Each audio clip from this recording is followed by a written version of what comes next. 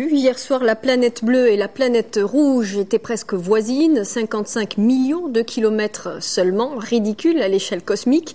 C'est la distance la plus courte entre les deux planètes depuis 60 000 ans.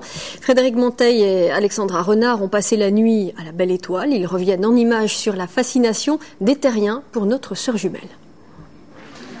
Les pieds sur terre, la tête dans les étoiles, ils n'ont Dieu que pour elle, Mars. Par contre, là, ça y est, avec la caméra, on voit pas vraiment les reflets. Elle est assez jaune, pas vraiment rouge. Un grand moment. Très impressionné, très ému. À Gretz-Armainvilliers, comme partout en France, la planète rouge suscite la curiosité.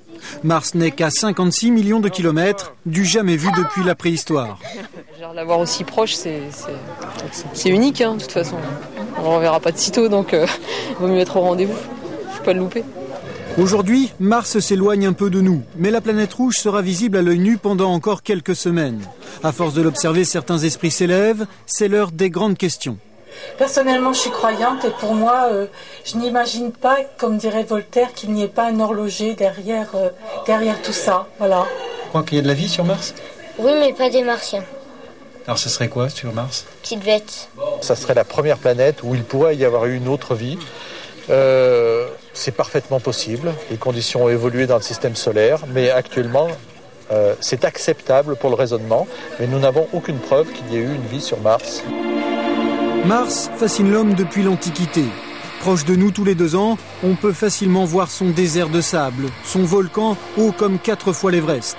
Un relief parfois trompeur. À la place de ce gigantesque canyon, un astronome italien a cru voir en 1877 des canaux creusés par une main extraterrestre. Le mythe des Martiens naissait, abondamment repris par la littérature et le cinéma. Aujourd'hui, l'homme veut savoir, y a-t-il encore de la vie sur Mars ? Pour répondre à cette question, 4 sondes devraient débarquer en décembre sur la planète rouge.